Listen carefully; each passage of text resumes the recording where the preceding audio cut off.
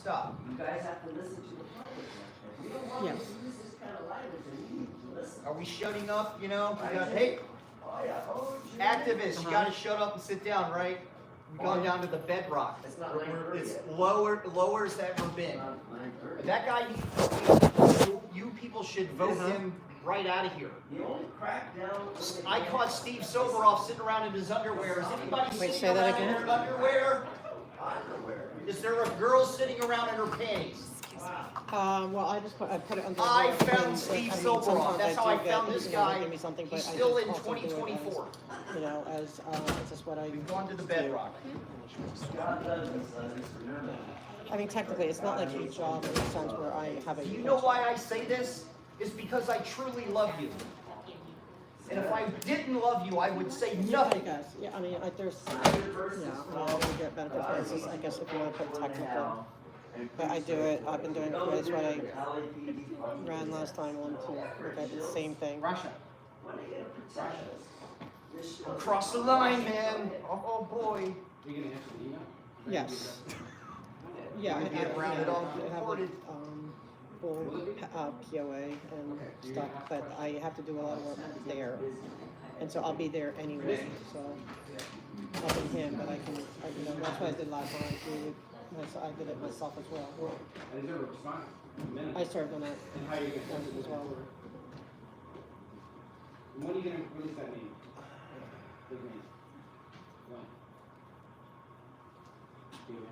Okay, I'm at the police commission meeting, so I won't be able to talk for long. Okay, could you call me maybe around, the time I get out, it'll probably be like 12:31. Are you guys at City Hall? Air pump. You going to release the name? Are you guys at City Hall? You Oh, going to release the name today? Can you comment? okay, because I want to make sure, I mean, is it gonna go through, or? Everybody got your cams on? Got a cam, Fabian? I mean, you can answer the question. He's asking you a simple question. Thing, like, He's a doctor. The activist needs a cam. Who is she talking to when she's not? How long has it been? She has to have a cam. 11 days. They're supposed to release it within how long? Supposed to be wearing a Exactly. cam. So we know what she says, who she talks to, what she does in the bathroom is why. Commissioners, Chief McDonald, Mr. Sidley, Madam Secretary, Inspector General Matthew Barragan, Mr. City Attorney Carlos De La Guerra, and members of the public. Today is Tuesday, March 25th, 2025.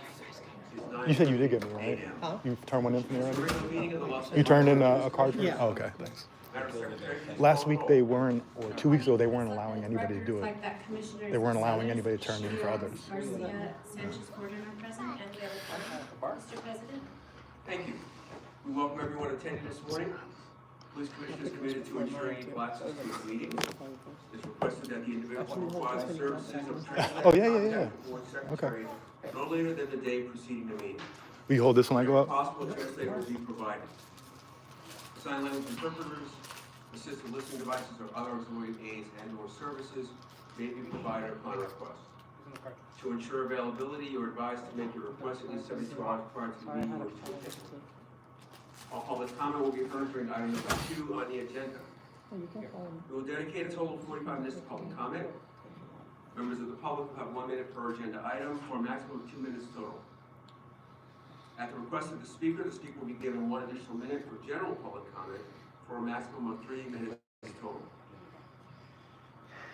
Members of the public who participate in public comment are reminded they can speak to any item on the agenda or a matter within the jurisdiction of the Board of Police Commissioners. Public comment is your opportunity to address the board. So you are free to express your opinion on the matters before the board and to generally express when you disagree with other opinions expressed. However, directing your comments to other individuals who have spoken or attacking others who have expressed their opinion shall be deemed off topic, and your public comment period will be concluded. Members of the public, if you choose to participate in the public comment portion of the agenda, you can participate in this meeting in a number of ways outlined on the agenda. Message for those attending the meeting in person. These meetings are regular meetings between the board, the department, and key stakeholders. Meetings of the Board of Police Commissioners are open to the public.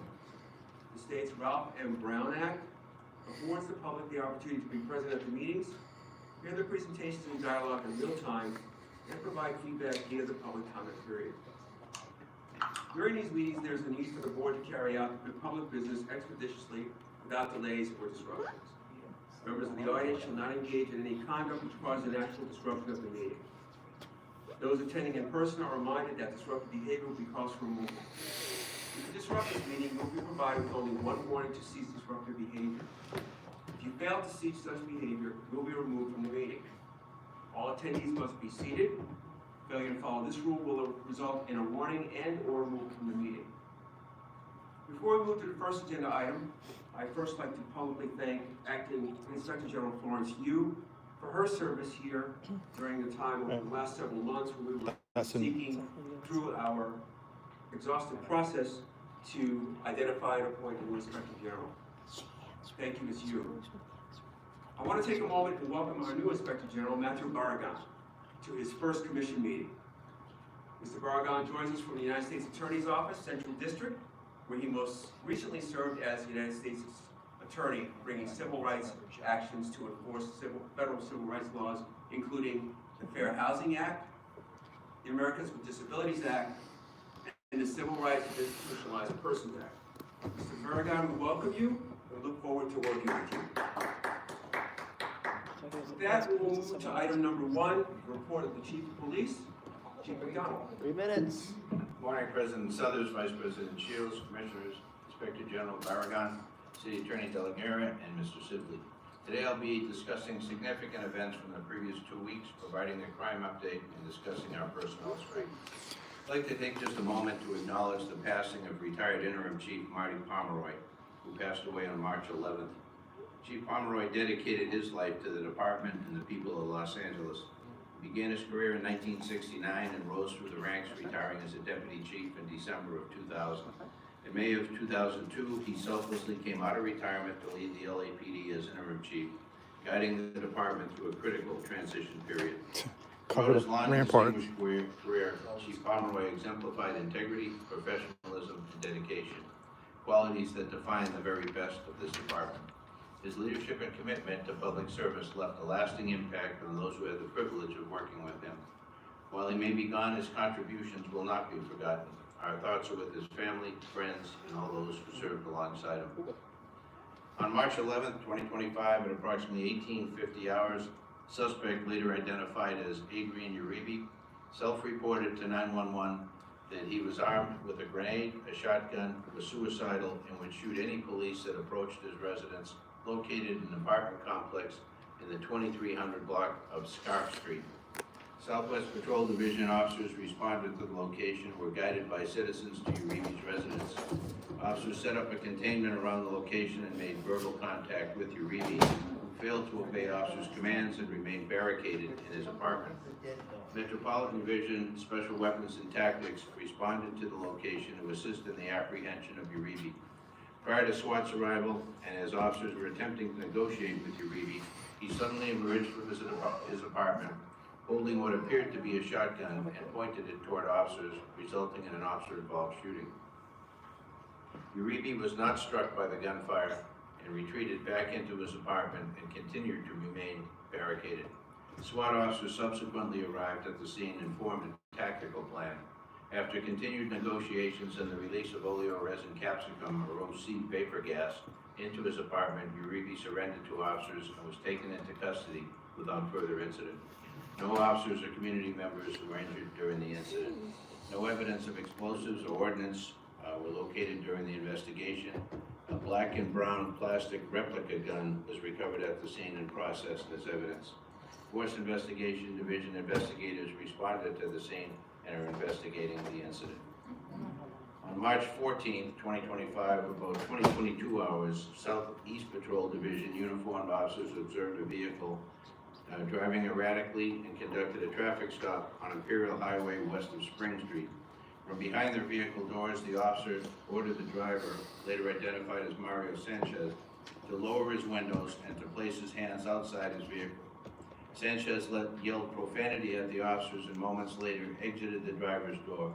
Sanchez then faced the officers, removed a dark object from his waistband area. God, dark object, guys. Pointed it at them, resulting in an What was officer it was like a cell phone. Sanchez was struck by gunfire and collapsed to the roadway. Upon the arrival of additional units, an arrest team was formed and Sanchez was taken into custody without further incident. Officers rendered medical aid to Sanchez until the arrival of Los Angeles Fire Department personnel, who, after assuming care, transported him to a local hospital where he was pronounced deceased. No officers or other community members were injured during this incident. The object Sanchez pointed at the officers at the time of the OIS was later determined to be a cell phone. Later The determined. West Investigation Division investigators, along with representatives from the California Department of Justice, responded to the scene and are investigating this incident. Notification to Sanchez's next of kin were conducted by representatives from the Department of Justice. Year to date, we've had 8 officer-involved shootings, the same number as this time last year. On a separate incident on March 20th, 2025, at approximately 9 in the morning. Didn't get a name. Foothill area patrol officers responded to a house explosion at 13557 Remington Street. Upon arrival, officers in the Los Angeles Fire Department discovered a lone male occupant with severe burn injuries. A bunch of The people. victim was transported I to think a it was 4 nearby of them. hospital in critical condition. I don't know. I During think the so. I initial don't know. assessment, investigators located materials consistent with fireworks manufacturing, confirmed an illegal operation. Given the presence of volatile explosive materials, the LAPD bomb squad was requested to conduct a post-blast inspection. The team verified that hazardous chemical precursors and explosive compounds were present, requiring immediate containment and mitigation efforts. Due to the complexity of the scene and potential risk to the community, the LAPD established a unified command working alongside the Federal Bureau of Investigation, the Bureau of Alcohol, Tobacco, Firearms, and Explosives, Environmental Protection Agency, the Los Angeles County Fire Department, Los Angeles City Fire Department, the American Red Cross, and the Los Angeles Department of Water and Power, the Southern California Gas Company, and Council District 7. Given the instability of the materials, mandatory evacuations were ordered for surrounding homes. The Los Angeles Department of Water and Power and Southern California Gas Company shut off services to prevent any secondary incidents. The Red Cross provided shelter and resources to displaced residents while officials worked to mitigate the threat. Following a thorough assessment by the LAPD bomb squad technicians and federal chemists from ATF and FBI, a controlled burn was determined to be the safest way to neutralize the remaining hazardous materials. The controlled burn was initiated on Friday evening and continued for approximately 10 hours. By Saturday, all hazardous materials had been safely contained and the area was declared safe. All residents have since returned to their homes and the investigation remains ongoing. Detectives from LAPD Major Crimes Division, in collaboration with the ATF, are continuing to investigate the incident to identify all parties involved in the illegal fireworks operation. The Pacoima incident demonstrated the growth and modernization of the LAPD bomb squad since the 2021 27th Street explosion, where a controlled detonation led to an unintended damage. Since then, the department has implemented enhanced safety protocols, stricter operational Unintended safeguards, damage. and standardized evacuation procedures to prevent similar issues. These improvements were fully deployed in Pacoima, ensuring that all residents were accounted for and safely evacuated before the operation. The decision-making process was guided by expert input from chemists and explosive specialists, and incident command and interagency coordination were highly effective, ensuring a safe and efficient resolution. I'm proud of our response to this incident. This incident demonstrated LAPD's commitment to public safety, interagency cooperation, and continuous improvement. The quick, coordinated response minimized risk to the community and demonstrated the enhanced training, leadership, and decision-making of the bomb squad. A significant arrest in the 77th area on the weekend of March 7th saw 3 separate shootings from Friday into Saturday within 77th Street area. These incidents resulted in 2 victims being shot and a 3rd victim's vehicle window being shot out. Both shooting victims are now in stable condition. Gang detectives from 77th Street area responded off hours to assess the incidents and determined that they likely were related. Victims and witnesses consistently reported that a silver sedan followed them before the driver engaged in a car-to-car shooting. Officers recovered 3 expended 9mm cartridge cases from one of the crime scenes. On March 11th, at approximately 3 a.m., officers from 77th Street established a perimeter near Western Avenue and Manchester Boulevard for an unrelated armed suspect. During this operation, the department's airship observed a silver 2-door Ford Mustang fleeing the area at a high rate of speed. Officers conducted an investigative stop and made contact with the driver, who was a known gang member. A semi-automatic Glock handgun was in plain view inside the vehicle, and the suspect was taken into custody without incident. Detectives quickly determined that the suspect vehicle matched the distinct description of the vehicle captured by surveillance footage at each of the other crime scenes. Working collaboratively with Forensic Sciences Division, detectives expedited the analysis of the recovered firearm, and within hours, forensic testing linked the 9mm cartridge cases from the crime scene to the firearm found in the suspect's vehicle. When interrogated, the suspect admitted to being at the crime scene. Further investigative efforts led detectives to serve search warrants at 2 locations connected to the suspect. Additional search warrants were obtained to analyze his cell phone data, further placing him at each crime scene. These shootings were not related to gang violence. The suspect, who suffers from bipolar disorder and schizophrenia, believed he was being followed and targeted random victims. Thanks to the diligence and quick coordination of our officers and detectives, the suspect was apprehended without further violence. On the burglary crew front, I want to take a moment to highlight the exceptional police work that led to the arrest of a burglary crew responsible for a string of crimes across Devonshire, West Valley, and other parts of Los Angeles. On March 22nd, Metropolitan D Platoon successfully took down a crew of organized burglars after a coordinated investigation that involved surveillance, air support, and strategic containment efforts. This case began when an officers identified a new crew targeting homes in the Devonshire area. Intelligence linked them to multiple burglaries, and one of their known vehicles, a Toyota RAV4, was tracked to the area of Compton and southeast Los Angeles. Our officers surveilled the vehicle and identified the individual renting it. Several other males were also seen driving this vehicle, leading officers to believe they were also involved in the crimes. Seizing the opportunity, our officers conducted a pretextual stop, gathering valuable intelligence that would later prove critical in identifying members of the crew. Later that day, officers received information that the RAV4 was in the West Valley area, a known pattern before committing burglaries. With the assistance of air support, officers located the vehicle casing neighborhoods and witnessed 3 masked and gloved suspects attempting to burglarize a home on Lynette Avenue. The suspects entered through an unlocked door but fled when they unexpectedly encountered residents inside. They quickly moved to another target at Nan's place, where they smashed the rear slider door, ransacked the home, and stole valuable items. Our airship relayed this information to responding units. However, the suspects were monitoring police communications with radio scanner. Once they heard officers closing in, they fled at a high rate of speed, abandoning the vehicle near Haskell and the 405 freeway before taking off on foot. LAPD officers quickly established a perimeter with the support of West Valley Patrol and K-9 units. A systematic search led to the arrest of 2 suspects and the recovery of all stolen property from the victims. Additionally, crucial evidence linked them to other burglaries. Our detectives continued the investigation into the early morning hours, executing a search warrant at the suspect's residence in Southeast Division. 4 individuals were detained, including 1 suspect wanted for additional valley burglaries and a separate robbery warrant. During the search, officers recovered a stolen firearm from a recent Devonshire burglary and another empty gun box linked to a separate crime. We have a serial rapist case to report on. I want to highlight a major arrest of that person. This case began on February 9th, 2025, when a local sex worker was attacked near Figueroa Street and 80th Street. The victim was approached by the suspect, later identified as Andre Cobbs, and agreed to enter his vehicle. Once inside, Cobbs sexually assaulted her at knife point. Despite the trauma, the victim managed to take a photograph of both the suspect and his vehicle, which later became critical evidence in the case. Detectives were able to identify Cobbs as the suspect, leading to his initial arrest on February 28th for rape.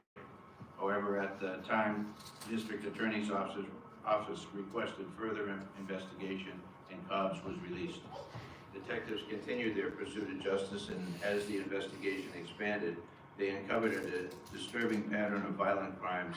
Through CODIS, DNA hits, and the suspect identified in multiple crime reports, it was determined that Cobbs was linked to at least 13 cases spanning nearly 2 decades, 9 sex-related crimes and 4 robberies dating back to December of 2007.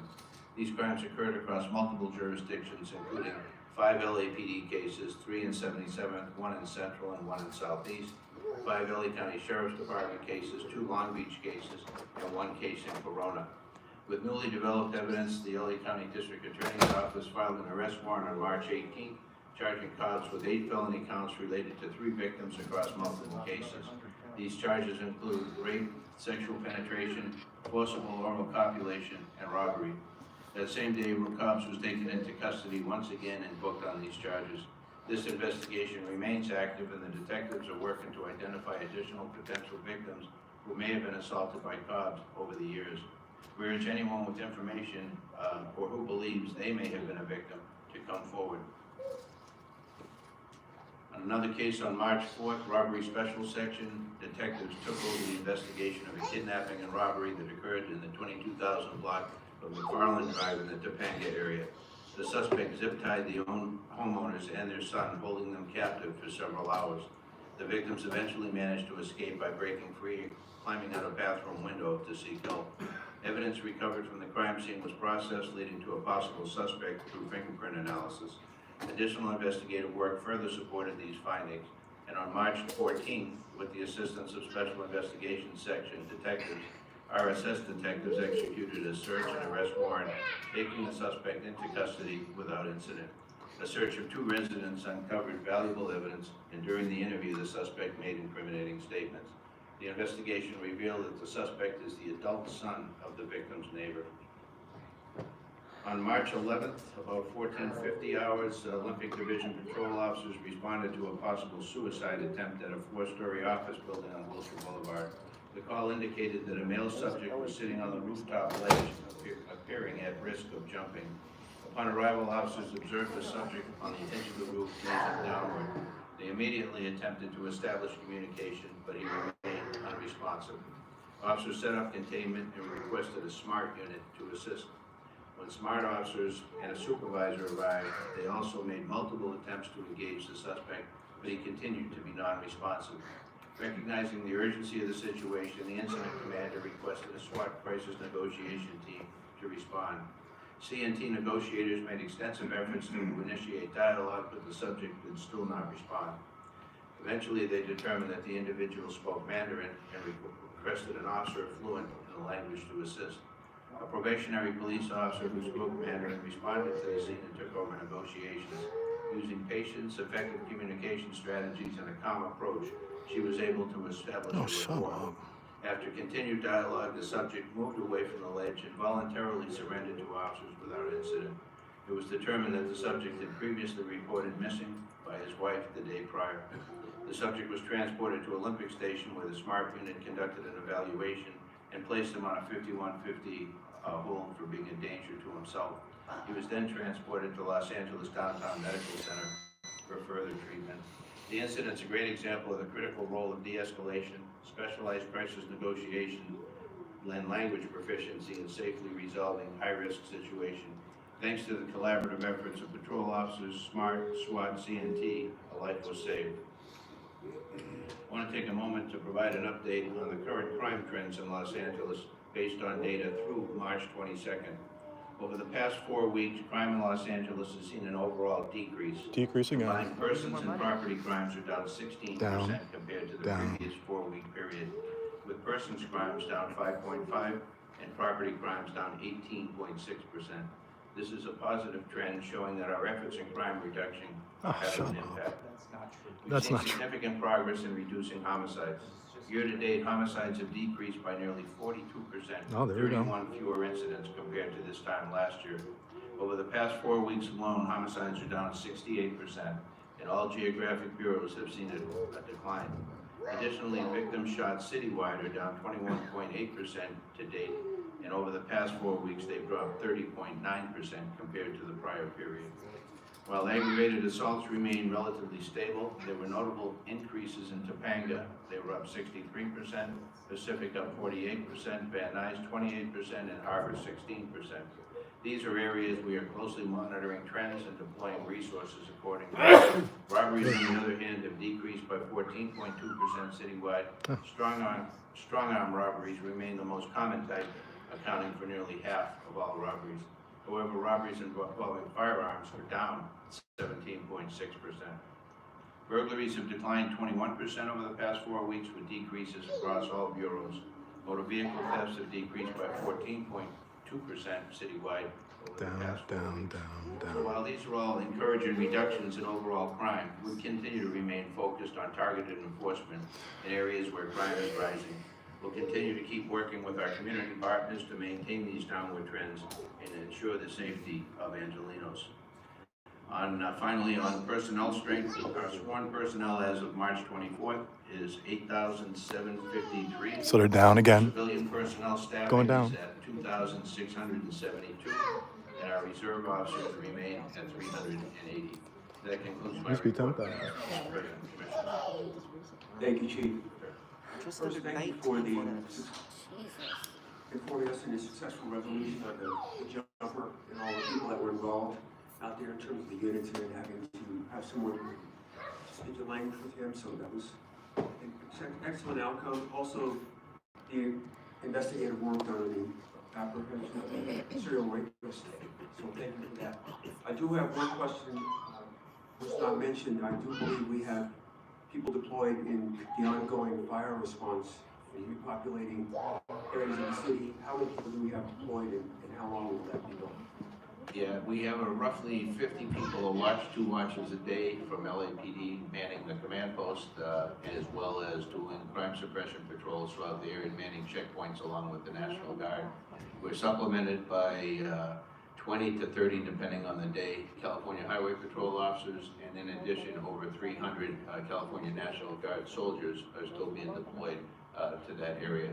So there is a lot of personnel assigned to maintain the safety of the area. It is still an unsafe area. How long it'll go on is yet to be determined. Thank you. I'll open the floor for fellow commissioners for any comments or questions. Vice President Shields. Thank you, President, and thank you, Chief, for that very comprehensive report. I want to first, welcome our new Inspector General, Inspector General Barragan. Thank you. We look forward to working with you and your leadership in the office. And I want to also echo President Souther's thanks to Florence Yu, who served as an acting Inspector General for over 9 months and did so very honorably, ethically, worked very, very hard and very capably. So thank you so much for that work, and also for acting Assistant Inspector General Jovi Lopari, who also stepped in her role during that time. We're very indebted to both of them. And some great updates, Chief, in terms of commending both the bomb squad, the Metropolitan Division, the detectives who made some very significant arrests in the last couple of weeks, and really want to echo the I have no idea what I'm gonna talk about. probationary There's like officer 5 things. I'll who just was let it. able to communicate and her ability to communicate I need like 10 minutes. with a member of our community So let's see in what I their can get native in. tongue during the time of crisis, I think can't be underscored how important that is. And so for her to be able to do that as a probationary officer is very impressive. A couple of things that I want to, that I have questions about, with regards to the Southeast officer-involved shooting. In the past, the department has had leadership kind of briefings that happen within 72 hours, or they're called the 72-hour briefing. And shortly thereafter, the names of the officers involved in the shooting took a. She's asking Jason's My question. understanding for the Southeast Division officer-involved shooting, that briefing has not yet occurred. Is that right? And has there been a shift in practice, or what can you tell me about how, what is happening there? Yeah, it's a critical incident debrief that we're doing. They don't necessarily fall within the 72-hour period. That was a constraint that the department put on itself at some point years ago. We're trying to manage our workload with the number of people we have deployed. So we try and do this as expeditiously as we can, so we can ensure that the officers involved are being assessed, taken care of. Taken care of their needs, as well as their looking needs. at They killed any a man. threats that are out there potentially against anybody involved, and doing an overall assessment of the circumstances. whether the officers get put back to work and what the time period involved in that is. So it's still being done expeditiously. We renamed it from the 72-hour brief to the critical incident debrief. What? Chief, I believe the police manual references a 72-hour. He doesn't even know the own And so rules. to the extent that there are changes to that or changes in policy, I think it should come back to the commission Thank for you. review.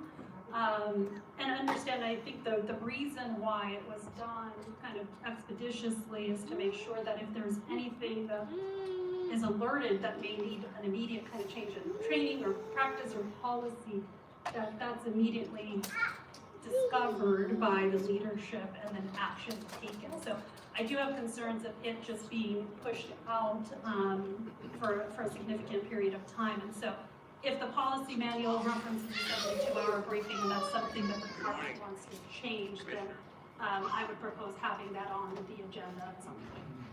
Jesus makes it up as Yeah, I was there when we developed it, and it was exactly that, to determine what needed to be done and to address the things I did. So, that number came up, you know, as, that was our goal, to try and do that. But we will report back and let you know on that. And when is the Southeast Division briefing, the critical incident briefing? When will that occur? April 1st. April 1st? April 1st. You fucking killed someone, and we're gonna wait till April 1st? Mr. Reedy, please, let me continue my question. We want to have a nice meeting, Jason. A nice meeting. Ma'am, that's, both of you, that's your first warning. Okay. There's no additional disruptions during the meeting. Okay, so again, I do think that this is something that the commission should examine, and also, again, don't want to unnecessarily constrain the department, but I do think that having, if there's going to be a deviation from 72 hours, how long of a deviation that is, and under what circumstances that should be specified. The other thing that we've received a lot of comments about is the release of a critical incident video involving an officer-involved shooting in Foothill. And I understand that that's going to be something that the commission reviews as a normal course after FID completes its investigation and all of those things. But I'm wondering whether there were any trainings coming out of that kind of critical incident review, particularly in the context of trauma-informed care, tactical disengagement, the use of less lethal uses of force when being approached by someone who is threatening suicide so that it doesn't turn into a lethal use situation. Have any of those types of trainings or other things come out of that briefing? I'd have to get back to you on that particular one, but those are things that we review and analyze on every critical incident review. Opportunities for de-escalation tools, tactics, training, that's an ongoing effort. And I do think, especially as we see more of these cases involving individuals in crisis and typically armed with some type of, edged weapon, the more we're able to rely on our mental health experts, MEU, behavioral services, sciences services. I think that the department should be looking to them, and I believe the department also previously had the LAPD Professional Advisory Committee, and they have some great experts there too, and I don't know whether that's been used in the last couple of years, post-COVID, and so I think turning to them for additional guidance here would be helpful. And so maybe maybe we have a presentation from them at some point during one of our meetings. Thank you. Thank you. Mr. Garcia. Good morning. Thank you, Chief, for the report. Welcome, Inspector General Barragan. I want to just echo a little bit what Commissioner Shields mentioned in terms of those critical incident briefs. Also very interested in understanding why the changes are occurring. I know there's been attempts to potentially get update some of the use of force policies. And so We just don't want if to we tell can them. get some more information on where we are with that and how this is going to improve the investigations around use of force and how we ensure that we also are informing the community in a timely manner, delaying the information that should be out to the community. And also regarding the Foothill incident, again, echoing the comments of how do we ensure that our officers are recognizing that they potentially are outside of their expertise when it comes to certain engagements and quickly pivot to bringing in the right folks that can better handle and de-escalate situations like that. So if we can get presentation and again figuring out what's the best way to pivot officers faster. Yeah, in fact, it comes down to resources primarily. Oh, shut Having, those resources available or at scene are ready to be able to respond as quickly as we need them. And oftentimes, they've made the request, and before they can arrive, the person they're dealing with in crisis, their actions dictate what happens next.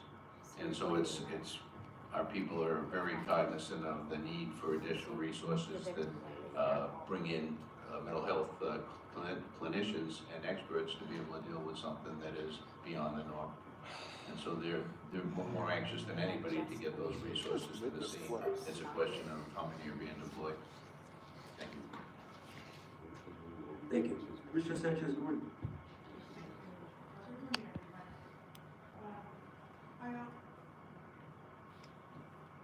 Thank you. Good morning, everyone. I want to also welcome our new Inspector General, Mark Barragan. Welcome. I look forward to working with you. Also, Chief, good morning. Thank you for the comprehensive report. I do have a couple of questions, and not to review some of the points that Commissioner, my two prior commissioners spoke about specifically regarding the 72-hour policy and the possible deviation, the use of force, and also dealing with people in crisis. And although there might be some budgetary limitations, I really do feel that we need to look at our mental health clinicians and see if we can incorporate them better and quicker and more frequent in these mental health crises of suspects. But I do have a question regarding the March 20th incident that you spoke about regarding the home explosion. My question is really regarding the mandatory evacuation of the surrounding homes. How many families were evacuated? Do you know? I believe it was initially 26 homes, so 26 potentially families as well. There were more than that for the secondary burn because of the potential of a bigger explosion, which it turned out to be accurate. So that whole block around it was evacuated for a period of time. The Red Cross assisted in providing housing for the people who needed it. Most of the people were able to stay with friends or relatives during that period of time. It was certainly an inconvenience, but a necessary one when, if you were able to see the video footage of the burn and the subsequent explosions from that, it was a bomb that went off, as aptly put by the ATF special agent in charge who was there. And I'm very thankful that we had the resources working on that collaboratively, and we took the precautions that we took, with containment. There were berms, sand berms built around it. There were fencing put up to be able to catch most of the major blast fragments. But when you saw the explosion on video, it was something that I don't think people in the community would have expected would have happened. So by notifying the community earlier. The mayor was out there, the fire chief and myself, we did a press conference with ATF to notify the community of the potential danger and the reason for the evacuations, and really to ask for their patience as it played itself out over at what turned out to be the next 10 hours that evening. Chief, were any homes affected, any destruction of homes? The initial one, where the suspect was burned, severely burned, that was basically uninhabitable. The roof pancaked onto the rest of it, which is why our bomb squad folks and fire department couldn't get in to see what was underneath there, which is why they took the precautionary measure of burning it in place rather than trying to transport anything away from there. The fear was that it was volatile to the degree where any movement of some of those precursor chemicals could have caused a detonation.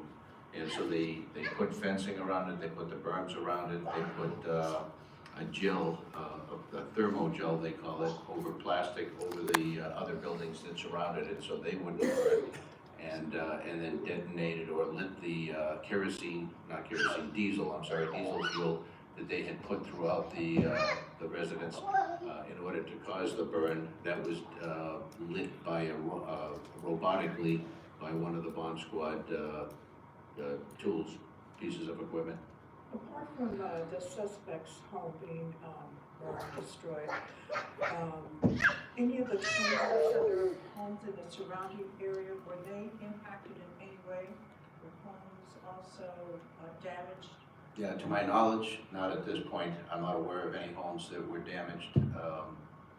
I can find out further on that in case any claims were made, but they took every precaution they could to avoid that. And it was the primary residence, and then there was an outbuilding behind that where many of the fireworks were being stored. It also was destroyed. Okay, thank you very much. Thank you. We'll now go on to agenda item number 2, public comment. Madam Secretary, please announce the first speaker. First, we have Mr. Herman.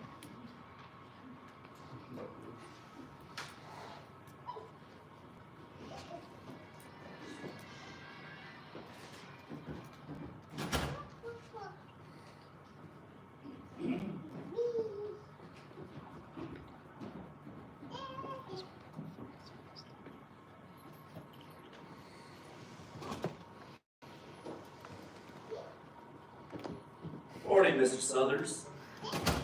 Morning, ladies and gentlemen, and welcome, Mr. Aragon.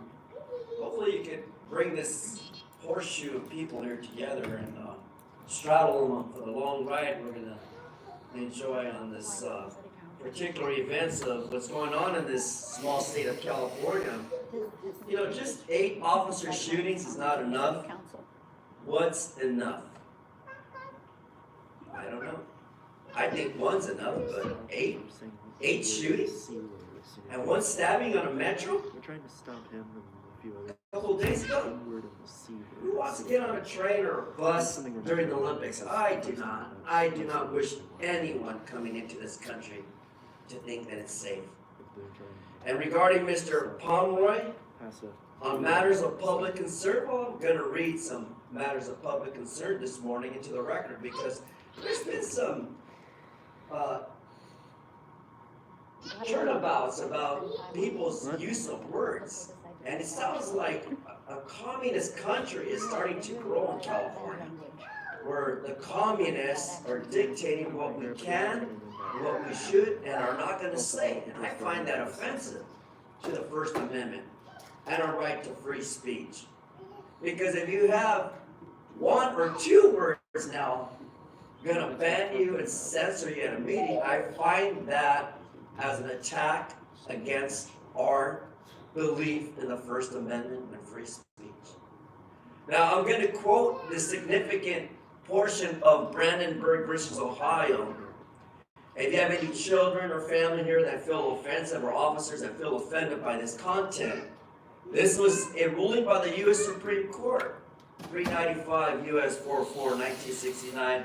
And I say this because of the issues involving the city of Los Angeles. Dirty. The housing situation, dirty. The homeless crisis, dirty. And this is when it reads into the record. How far is the nigger going to get? Mr. Yes. Hunt, you're off topic.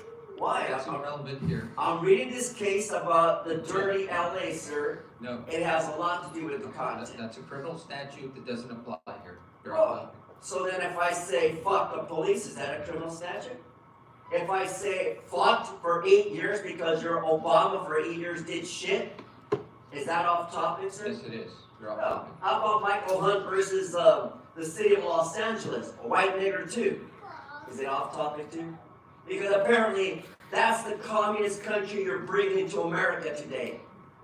Trump, Trump, Trump, save America. You're all full of shit and you're all going to hell. Snyder versus Phelps. And this is for the record, goddammit. Next, we have Jason ready. All right, Jason. Let's go, Jason.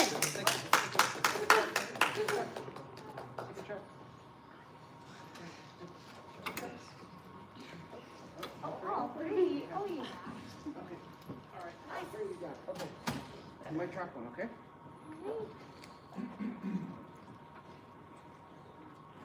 Okay, so we are now 11 days removed from your pigs murdering Mario Sanchez, and the name of Mario's killers remain a mystery. Why? The LAPD refuses to release their names, citing concerns that there is a risk of harm to these pigs. Think about that for a moment. You steal the life of a father of two, firing over 30 times at him, who was simply holding a cell phone. The coroner lists his cause of death as a gunshot wound to the head, and yet the LAPD has the audacity to claim that these killer pigs, who have caused unimaginable harm to our community, now face a risk of harming themselves. We have to wait till April 1st. That's not of utmost importance to this department. You killed someone, and you won't release the names of his killers. Again, what other shootings have these pigs been a part of? Who else have they killed? Now, Mario was executed over a traffic stop. LAPD chose to mention in its media briefing and here today that Mario yelled profanity at your pigs, as if this is seemingly a reason why he deserved to die. Since when is profanity a death sentence? Fuck that, fuck you, and fuck this commission who has routinely allowed the LAPD to delay the release of names of pigs to murder and shoot our brothers, sisters, and siblings.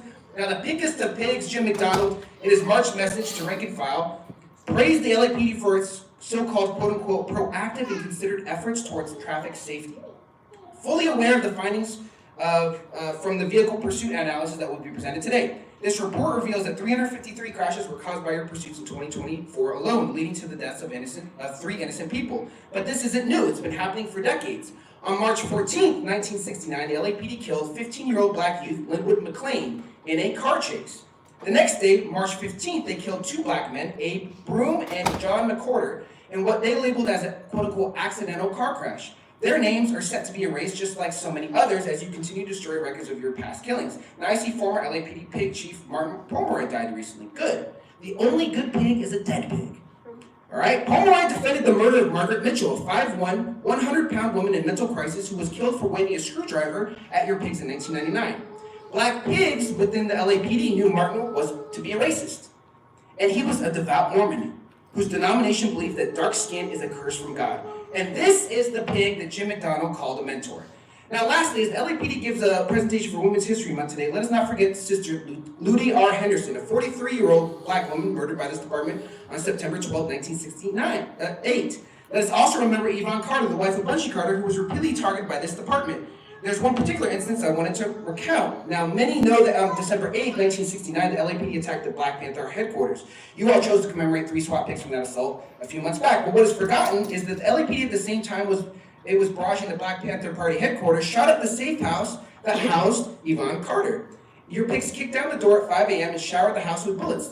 The bed where Yvonne was sleeping had her 8-year-old daughter Michelle and Bunchy Carter's 8-month-old son Osceola in it. It's a miracle they all survived. Thank you. And what did you do after trying to kill children in Thank cold you. blood? Your 3 minutes of public comment has expired.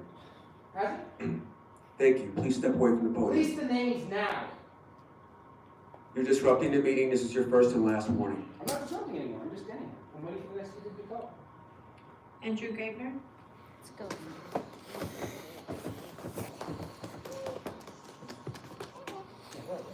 Oh, no worries. Let's go. Starting off with the chief's report. The chief's report shall be limited to a maximum of 3 minutes at every meeting. Today it took almost 19 minutes. So but yeah, we only get 3 minutes. But the chief just went on and on and on, lying and saying all kinds of nonsense. Meanwhile, you still won't release the names of the cops who killed that guy for holding up a cell phone. You were supposed to do it a long time ago. You're saying April 1st. What are you just saying that as an April Fool's joke or something? Or are you even going to release it that day? I mean, release the names already. And of course, you know, killing other people too. Just, you know, going on and on. You're just trying to come up with all kinds of propaganda to make yourselves look good, while not refusing to release those names or mention anything about Linda Becerra Moran or anything like that. You just won't say anything here. And of course, won't talk about how you keep assisting Trump immigration officials as they're now sending people to torture camps in El Salvador, but yet you keep assisting them. Even though you keep claiming you aren't, even though you are. And yes, traffic control is a form of assisting them, so don't try to claim that it isn't. We have something related to hate crimes, while your LAPD officers repeatedly say all kinds of racist shit, like the training division that Errol thanked at a recent meeting. After it was found they were saying all kinds of racist stuff about their own recruits. Is that how they talk about the public? Let's see, we have $45,000 worth of hazmat equipment. We have an almost $20,000 advertisement for the LAPD. What did you say about advertisement? Like, just all kinds of weirdness going on here. $20,000 for ballistic helmets. We got hundreds of thousands of dollars in ergonomic desks and training expenses for the Van Nuys division. We have all kinds of money for desert runs so that they can go pass out in the desert and get airlifted to a hospital on taxpayer expense, since apparently you can't just do some trust exercises or something for team building. We've got an expensive vacation for the police chief, some weird conference. I can't even get through all this in 3 minutes. But of course, the chief got his almost 19 minutes to lie. Such a mess this place. Thank you, Andrew. Next, we have Zoom caller ending 1264. Hello? Hi, what items would you like to speak on? All items, please. Okay, 3 minutes. Yeah, Chief, and the commissioners. I had been on hold for an hour and 20 minutes with the dispatch. It's really unacceptable. And what we have here is we have illegal vendors that are taking business from brick and mortar businesses, coming out of our community and into our community and just taking over the street. And they have tables, chairs, gas grills, all combustible items on the sidewalk. And the police come and they act like it's okay. Now, the brick and mortar pay taxes, pay permits for that not to happen, for you to protect their interests. And it doesn't happen. You just look the other way. And it also, just like what you did in MacArthur Park, yeah, you went in and took out the illegal vendors because they were attracting other illegal activity. And that was a good job you did. Now we need to do that in the San Fernando Valley because that's where they are. They come here and they've just taken over and have totally been disrespectful to our community. And police need to start doing something about it and protecting our legal businesses, not illegal business, because that's what the police is doing. The police is enabling illegal business in the San Fernando Valley right now. And they're working against us. Our police officers are working against the citizens, the ones who pay taxes, the ones who do things legally. Why, I don't know. Obviously been taken over by a political group or something, some kind of organization or something that just you know, dismisses our sovereignty for another country's sovereignty. It just doesn't make any sense, and I wish you would do something about it. Yeah, it doesn't make any sense. Thank you. Just said. And we're street. Next, we have William Booth.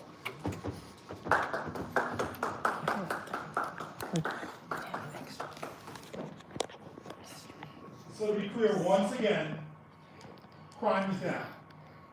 It's been down month over month, year after year, ever since COVID. But yet you guys, this guy right here, and you, are asking for more of our money. Crime is down, fewer cops. Why do you want more money? We have a massive budget deficit, $1 billion. We are in crisis in this city. And every dollar that's directed to the LAPD budget are dollars that are lost in services, whether it be street services, sanitation. We're cutting funding for elderly food programs. We're cutting funding for children's food programs. You can't justify an increase in their budget. It's got to stop. Now, this guy just disrespected you guys, right? You guys asked, why haven't you released a critical briefing on the incident in Southeast Division? And he had to come up, he sat there pondering for a minute, trying to figure out what day to arbitrarily come up with. And of course, he came up with April Fool's Day. That's when he's going to be releasing information. And he's doing this against, you brought the policy shield. Their own manual says they have to do it within 3 days. And he says, you know what? I don't care. I'm going to do whatever I want to do. Because he doesn't feel accountable to you guys. And he's right. He's accountable to the LAPD. See, I have commanders that reach out to me here. And they say they can't get any complaints sustained. Because they'll try to sustain a complaint for unauthorized use of force. It goes to him. The LAPPL ends up in his office. They say they're daily almost showing up unannounced. They say LAPPL should just move in. Because he's given them that power. So you guys are not accountable. He's not accountable to you. He's accountable to them. It's time for you guys to take your power back. Now, over in Foothill Division, Linda Moran called 911. She said, I'm being held at a hotel against my will. I'm being trafficked. I've been raped. And the officers came to the hotel and dismissed her and were smug and rolled their eyes at her as she was crying and asking for help. And no one listened. And rather than call for an RA, the cops were like, well, this would be more dismissal. So she pulled out a knife. She had a knife and put it to her own neck because she was desperate for help. And the supervisor on scene told officers, back up to the doorway. He had a DCO, one person machine, and he had someone with less lethals. Said, take a step towards us, close the door. She took a step, and you shot her, and you killed her. A woman who was trafficked and asked for your help. There is not a police fix for issues like that. Next, we have Audrey Elling.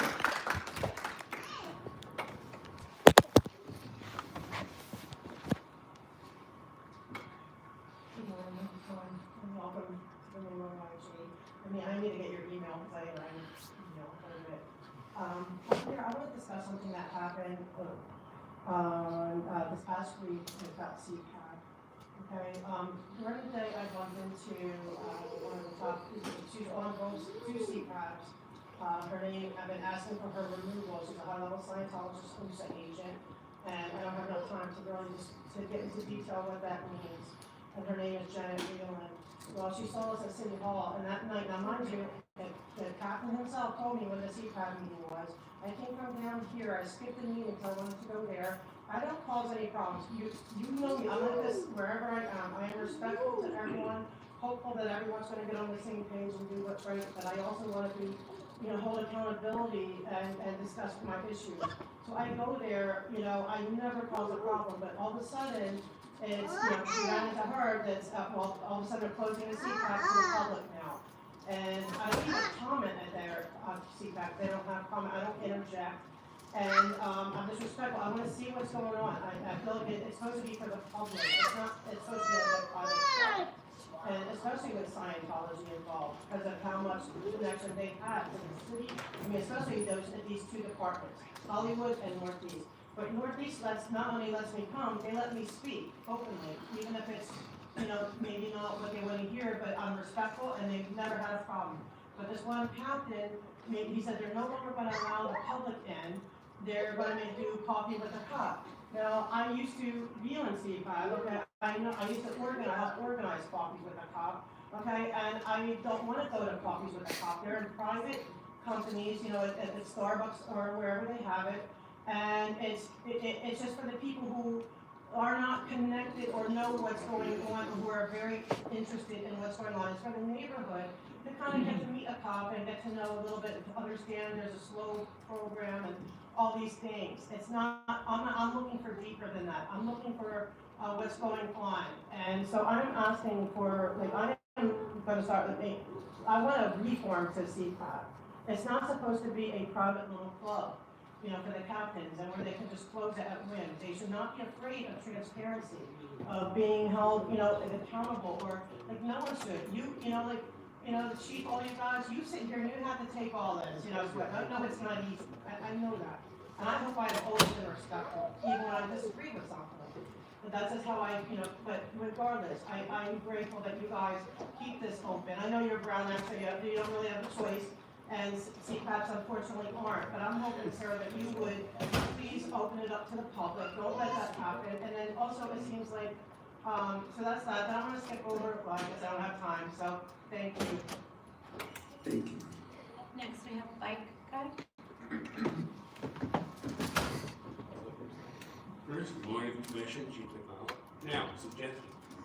On your volunteers, uniform shirt, you have a patch that's like the one up there, LAPD. It would look much more professional. That sunflower badge you had a few years back that was posted by Centennial? Have that for the volunteers stating volunteer, maybe LAPD, but definitely volunteer.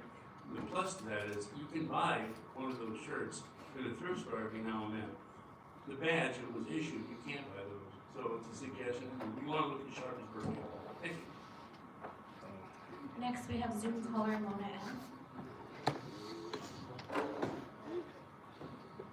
Thank you. Can you hear me? Hi, yes. What items would you like to speak on?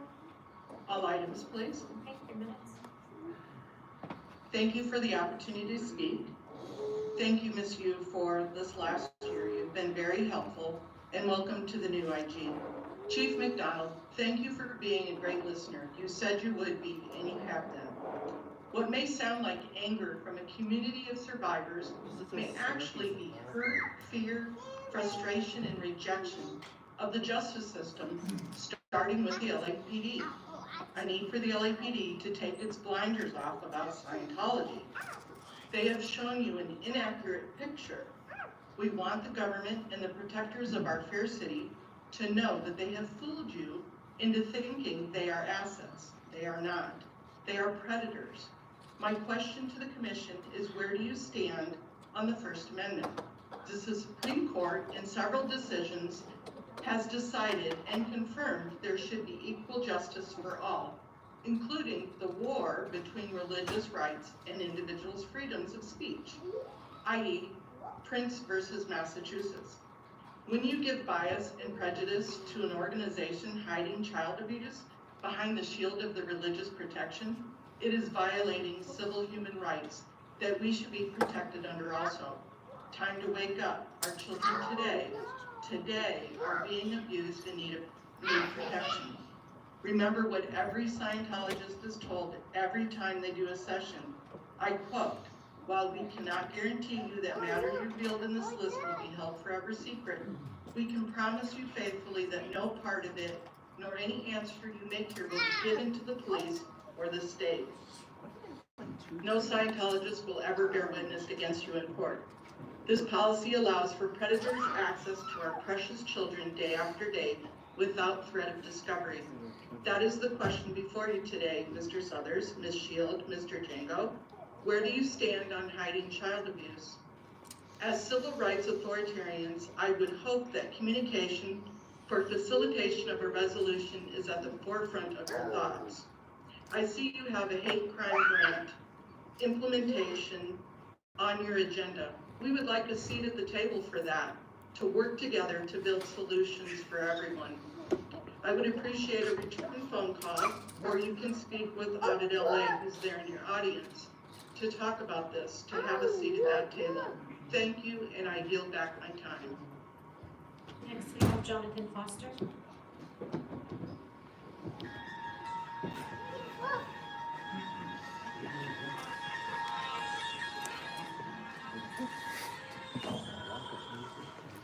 Hello, Jonathan Foster, no introduction, starting with this. Crime update discussing our personnel strength. We had no officer involved shootings or categorical uses of force. So that was last week on the 11th. That's great. Thank you. And that's what we're trying to do, is not shoot anybody. So I remember on both of the outings in 24, the general public supported the police department. Okay? Number 2, the police are good, the commission is bad. You're telling people to shut up. You need to leave, bro. You're so derogatory. Wrong. You should shut up yourself. I heard about a female officer got stabbed in the neck, and it was a white guy. And I wish they would keep talking about what the white people do when they commit their crime. So they shot Linda Sarah Moran, and so where I got to, what happens when these officers, they end up doing this, and the emotional devastation to the officer? I know they harmed the girl, and they say a lot of things about the suspect, but what about the officer? Right?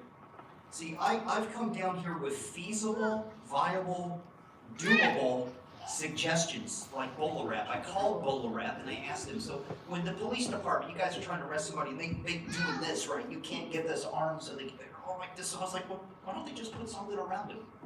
Wrap him up like that. They don't want to let go. Wrap him up. Tie up the legs. I've suggested net guns. I've suggested body armor. So I've talked about the good and the bad now today. So Linda Becerra Moran is just like Dakar Smith, right? And if they had body armor or a net gun, and the officer needed to take a blood test. They shot the guy 30 times, every officer needs a blood test. Why? Because we know 40% of the police department is a DUI and a sexual assault committer. And then all of a sudden I realized past Commissioner Caruso, the billionaire, he missed 40% of his meetings. And it's just like the DUI and sexual assault goes parallel. Where is the George Floyd Valentine? How about the Dr. Bashir Valentine or the Skip Townsend Valentine? What would they say? How about we do a John Mack Valentine? How about we do a John Mack? Would you finally say the names? So I'm going to try to not yell and scream. So, you know I'm upset. We've got a lot of things to talk about. And I think that the police department is completely under unprecedented number of obstacles. So I hope you do better. Next, we have Selma Spagoyle.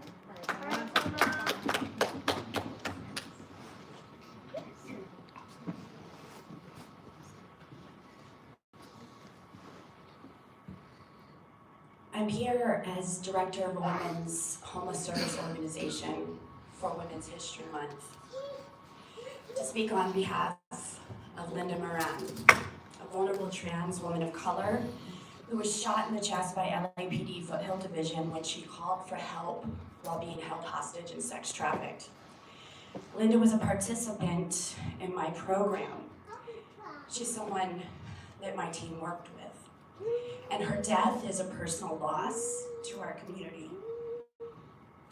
My team and I spent time with Linda in hospital despite police repeatedly trying to deny Linda access to her advocates. We were there to witness the continued violence against Linda as 2 police were guarding her in ICU. She was under arrest as she was dying. My teammate and I were there when she died. And we walked with her on her honor walk to the OR, where they recovered her kidneys and saved 2 lives with police murder.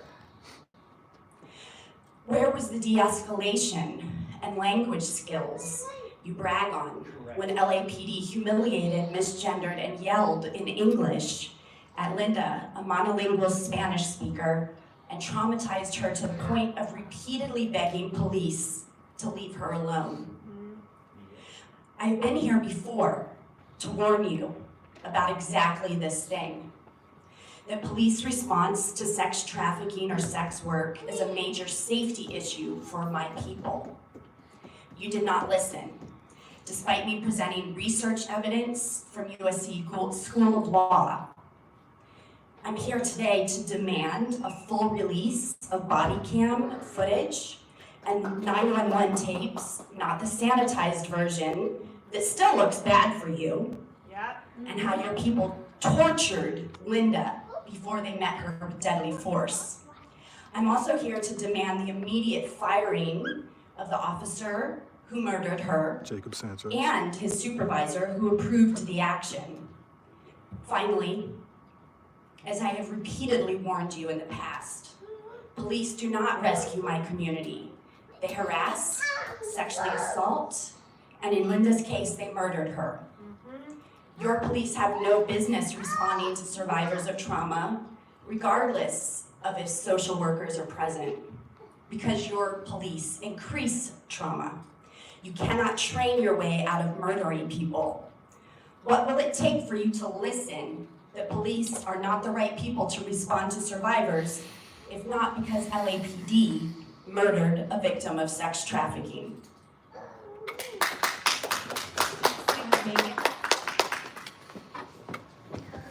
Y'all are performers. You're clowns. You're the clowns that they send out in front of the carnage to distract the public from the fact that we have no accountability for LAPD in this city. You are literal fucking hype men for racist, homophobic, trigger-happy degenerates. You launder their murder and their rapes and their assaults, and you ask us to be quiet and polite while you do it. You suck up half the city's budget. You are not allowed to say, Chief McDonald, that you don't have resources. You have all the resources. We do your job for you. We show up to do it every week, just like Black Lives Matter and Stop LAPD Spying has done for years. Now, none of you acknowledged Linda's death when it happened. None of you. Right. I want to acknowledge it. She did not deserve to die. She called you for help, and she was shot by an officer at 10 feet away with a knife to her own throat. None of you mentioned it when she died. None of you said you were sorry or denounced it, because you don't.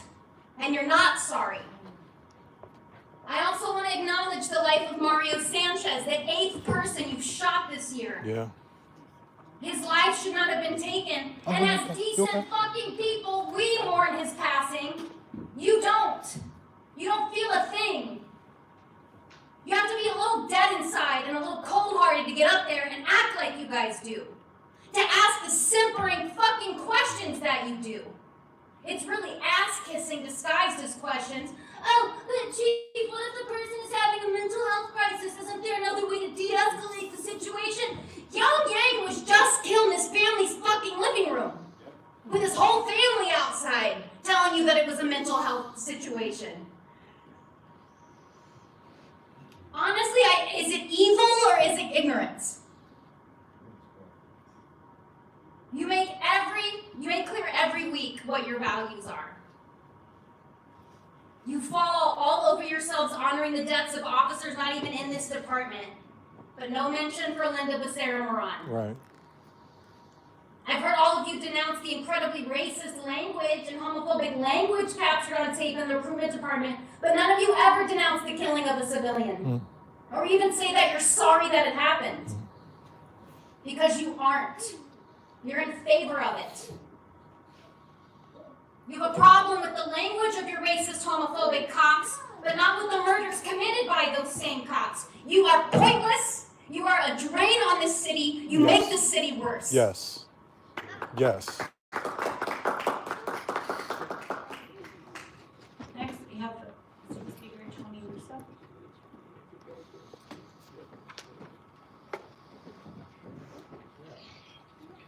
All I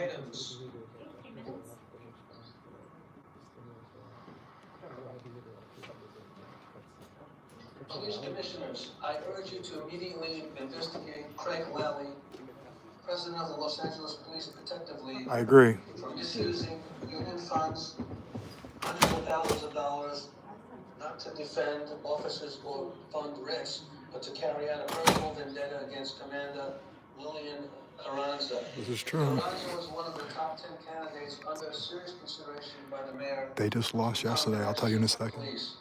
The LAPPL launched a politically motivated smear campaign, including a frivolous lawsuit, videos, and social media attacks on Facts. derail her candidacy.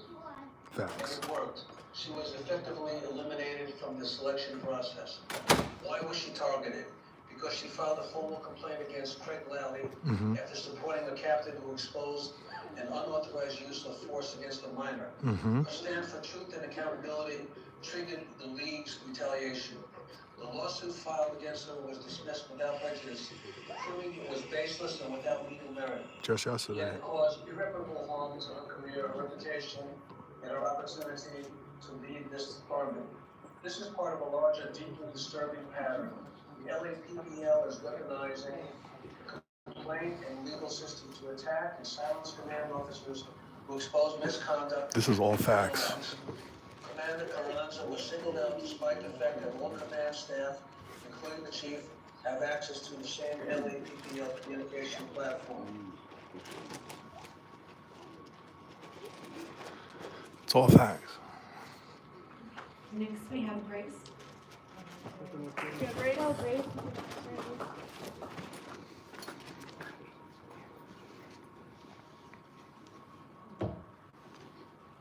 Every single item on this agenda is a calculated escalation of violence against our communities. LAPD's Women's History Month presentation will be a sham. It is not a celebration, it is propaganda. This department brutalizes, imprisons, and murders women, including those who turn to them for help. Linda Becerra-Moran was murdered by LAPD after she sought protection. How many more names have been erased? How many more women have been abused, assaulted, and discarded by this institution? Now, as they've done with every person they killed, they will doctor body cam footage, distort evidence, and rewrite the story until their version is the only one that remains. We refuse to let that happen. LAPD is not just complicit in violence against women, it is the primary perpetrator. No amount of diversity or representation can sanitize a system that is designed to terrorize, disappear, and kill. And while you sit here pretending to question policies, LAPD is removing any pretense of restrictions on facial recognition technology. This board claims to provide oversight, but the reality is that LAPD has always used surveillance to criminalize people. Now they don't even feel the need to hide it.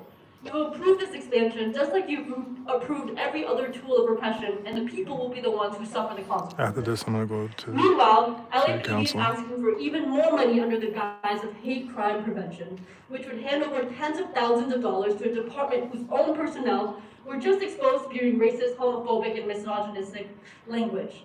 They're not just combating hate, they're institutionalizing it, just like policing was founded to do. And this board, yet again, will enable them, renewing funding for justice and security strategies, the private consulting firm that helped create LAPD's racist and deadly data-driven policing programs. These grants are not about safety, they are about expanding the architecture of surveillance. And you keep asking about, how can we ensure more trainings for the police?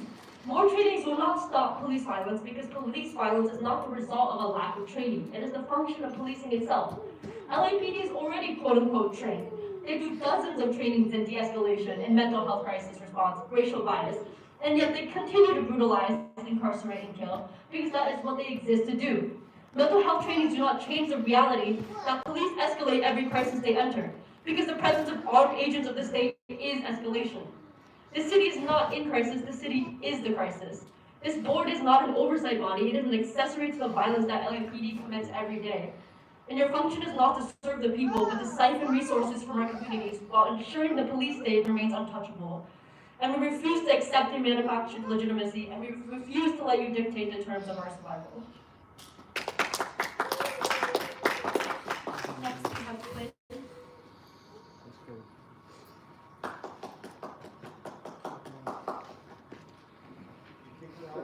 Yeah, I want to elaborate a little bit on the facial recognition. So basically what you have on your agenda is you're letting Assembly Bill 1215 expire. These were restrictions for photo comparison technology or facial recognition and comparison, particularly for technologies such as body-worn video, digital in-car video, and any other tech used by law enforcement like your phones or your cameras.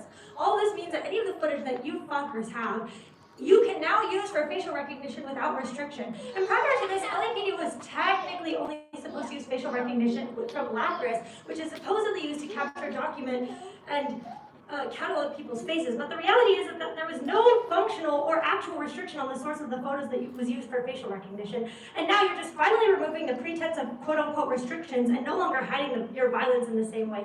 Furthermore, people have mentioned, but you're having a Women's Month presentation. And I couldn't think of a group worse to have a fucking Women's Month presentation, you misogynist fucks. And on February 7th, people have already mentioned this, but LAPD, you murdered Linda Becerra Moran in cold fucking blood. Linda was a trans woman who needed help, and she was being held against her will. When she called for you, she wasn't met with help. She was met with bloodthirsty pigs. She was met with gunfire. You claim that you function to protect people, and you often tout human traffickers as a threat to public safety. In fact, last month you fucking used a human trafficker as a fucking excuse in order to have police, LAPD, fucking aid ICE despite your public sanctuary city ordinance. How the fuck are you helping people who are being trafficked if you're the ones murdering them? And your body camera footage, which is highly edited, even your own edited version shows you murdering Linda. You shoot her in the chest and then toss her on her side and cover her like she's an animal. Linda was a person. And you fucking killed her. Why? Because she was trans? Because you all of LAPD and this commission, you have a thirst for blood and for killing. You're the biggest serial killer in this whole fucking country. And we sit here in this commission talking about people's deaths at the hands of your piglets. And Jim talked about Linda's death like it was any other Tuesday. That's because for you it was. You murderers, you shoot someone as if it's another Tuesday. Another OIS in which you shoot, cage, cuff, and hunt people as if it's fucking sport. You are all evil. Someone had a cell phone and you use it as an excuse to murder them? It's never about guilt. It's not about what they're holding in their hands. LAPD presumes guilt when you arrive anywhere. This board is here so that you can mop up the blood of the killers that you protect. I hope that you all rot one day in the river.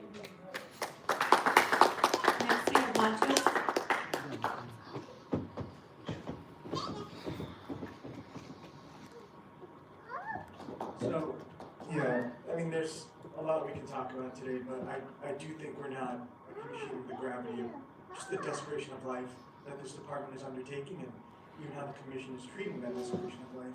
And it starts at a certain entry point, even when we think about how this department routinely markets itself as inextricable from safety. As Quien just mentioned, how you weaponize real violence against women, real human trafficking, and market yourselves as a solution to that. And then siphon resources from any other aspect of the community to make yourselves the sole resource for these matters. That is so cruel, that is so evil. And then when we think about how that plays out with Linda Becerra Moran, right? Who, was trapped, was being trafficked, wanted out, and so reached out, believing the lie that you sell, that you are a means of safety.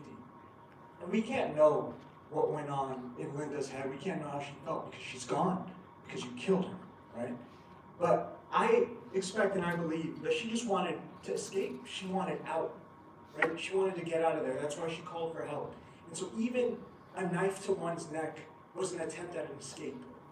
And with that context in mind, what a desecration it is to then kill someone who called you for help and then handcuff them, tie them up. It's disgusting. There's this question of whether this is ignorance or evil. This is evil. This is devoid of any love, compassion, empathy, and it's filled with such intent, such malice, and such masking. There's no saving this. And that plays out across the board. Even when we think about it programmatically, it's just another lie in a long series of lies. It almost feels like a moot point to talk about the nuances of your facial recognition policies, the sunsetting of state legislation. It doesn't matter. You lie about it. You're going to do what you want. And the truth is, this violent, disgusting outcome, that's desirable for you. You want your pigs to be dangerous. You want them to be deadly. Because at the end of the day, regardless of all your theatrics, regardless of all the veneer of sophistication, of professionalism. This is an institution meant for control, subjugation, and death. You want that. You're gonna need that someday is what you're thinking. That's the place you operate from. So why the fuck would we come out here and perform, you know? Why talk about the sunsetting of facial recognition legislation? What is this? Truthfully, let's be honest about what we are. We are the community. That's what we are. You seek to facilitate bloodshed. That's what it is, plain and simple. I don't even want to talk about policy today. You're disgusting. But, you know, that'll come to light. And people will see them. Damn. Next we have comment time.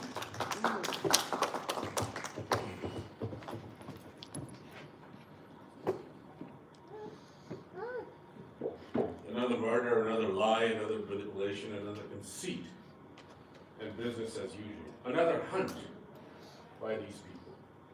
Another action where they would write their report saying no human involved. Because there are no humans involved. This is a baked-in process programmed where people have to be killed. Social control is happening. This is how counterinsurgency operates. This is how people's neighborhoods are occupied. Ask any one of them, the shock absorbers for the system, if they even know the scale of biometric surveillance that is going on. If they even know how deep facial recognition, DNA collection, fingerprinting, and then when you add social media surveillance, and then when you add behavioral surveillance, what does it look like? Where do you go? Who do you talk to? Not to these fools. That's not going to make any difference. Because what did we talk about even the week before last when we were here? That those guys who were in the recruitment division and that racist tape was leaked. Danny Jong had gone through 102 trainings. Shirley Burgess had gone through 49 trainings. And what do they come back and they say? More resources for the LAPD, more training for the LAPD, more auditing for the LAPD, and yippee, we have a new IG now. There's going to be more reporting and more transparency. Really? To do what? And when the IG even does any work, and by the way, where is the audit for the suspicious activity reporting program? Where again, you're going to have to work on that and get it done. Even when they show racial profiling going on, they make a mockery of things. They make a mockery of things. And then when you add drones, we talked about mission creep. Even more drones. Do more crowd monitoring. Do more crowd control. Do more surveillance. And that's the whole thing that we've been fighting, that we've been doing. But I think it comes back to why we are here. Because we cannot not be here. We have to be here. We have to keep on exposing them. We have to keep on calling out their lies. We have to bring this message to the public, and we have to expose these people who they are.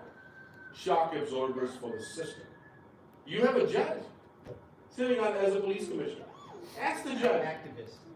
Ask the judge, what does reasonable indication mean?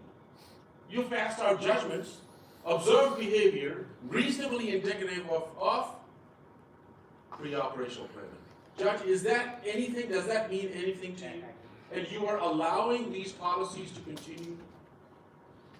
Which nothing else creates a pipeline to deportation on so many different levels. But we will not stop coming back. We will not be silenced, and we will keep on exposing. Shame on all of you! Mr. President, that concludes 45 minutes. What the fuck? You've got people in the room. You've got people in the room. People came here on a Tuesday morning. Are you fucking kidding me? You're a coward, Aaron. There are people here in person who came to give comment. You should let them speak. Is it 2024? Please be seated. If you're not coming to the podium.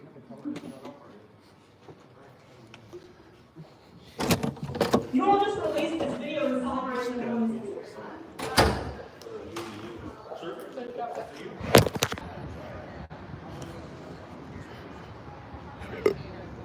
And we're back. 3 minutes isn't enough, man. I literally, the main reason I came there today to talk, I really wanted to talk about the shooting that happened in the Southeast. the guy who was shot holding a cell phone, and then just I had to listen to the chief give his report. Once again, crime is down, murders are down. People say, "Oh no, they're not reporting crime. They're not reporting murders, guys. They're not reporting them. People are just getting killed and be like, nah, it's not even reported. Come on, who are we fooling?" Let's see what's going on at City Council. I didn't get a chance to talk about Natalie Cortez. Natalie Cortez is a commander at the LAPD up here. Commander. She tried to sustain complaints for unreasonable force, for cops shooting 40mm beanbags at protests, and for being part of a whistleblower situation where she and it was Johnny Smith said that the LAPD command was hiding information or lying to the commission. The LAPD was lying to the LAPD commission. The LAPD was lying to the oversight committee. The LAPD was lying to the so-called watchdog, the civilian oversight committee. They were lying. They were lying about their use of body-worn video. And so she's suing. She just filed a lawsuit literally a week ago for a whistleblower lawsuit. Of course, the LA Times hasn't covered it yet, but LA Times will cover it like next week and then say, breaking news, first reported here. I've been talking about this shit for a week. There was a call that called in about Lillian Carranza. So from my understanding, what's going on inside that headquarters right now is there's a big fight between the union and Carranza and people and other commanders and deputy chiefs. I believe Deputy Chief Reyna is being targeted by the union. The union tried to sue Carranza, and Carranza just won in court yesterday, had the case dismissed with prejudice. I said the only thing he gets from his father is Let's see what's going on in City Council.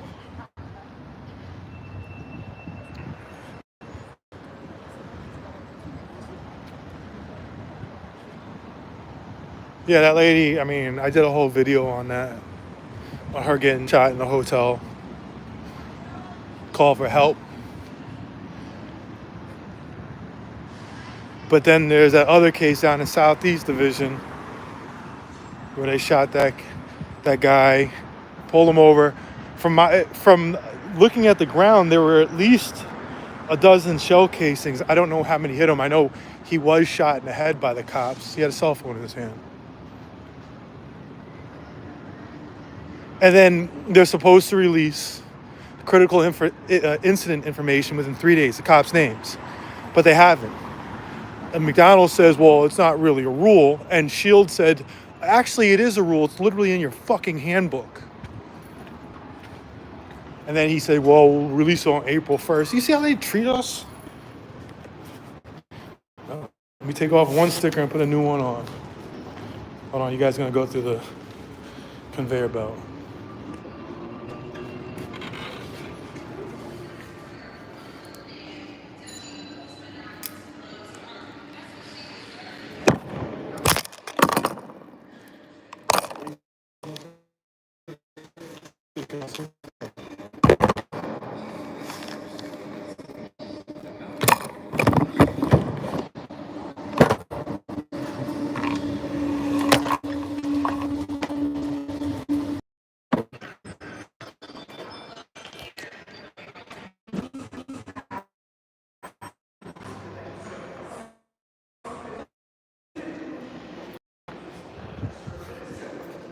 There's no one around. I'm trying to creep and see if I can find any council members or staff. Every once in a while, you see somebody creeping through the hallways.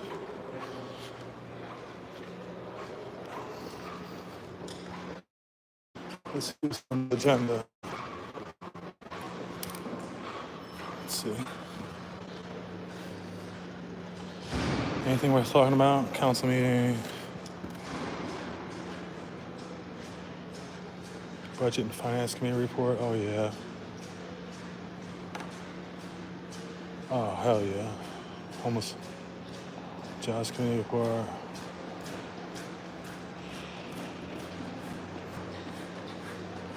Okay, we'll do all that.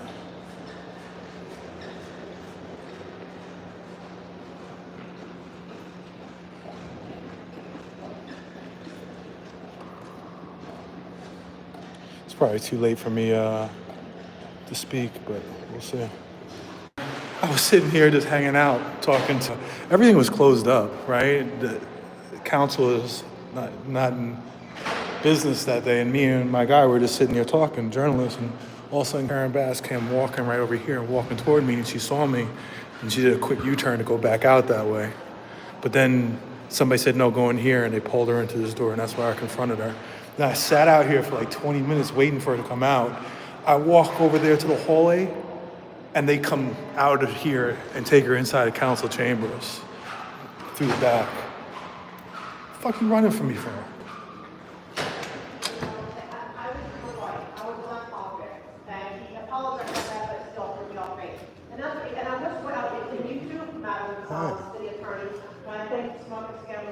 Oh yeah, man. Well, we'd rather you do the job of policing those people. We're not listening. How many of you people up here are even listening? And I'm just going to look at Mia, but you're not my neighbor, and she's not paying attention. Ms. Serrato knows she's not paying attention, so they don't even blink. The president, wait high if you even hear me, sir, please. No, he doesn't hear me. Mr. Price, Mr. Hugo, wait for me if you hear me. No, see, they're not listening. Okay, so why don't we call them out instead of calling us on? Who's speaking is none of that?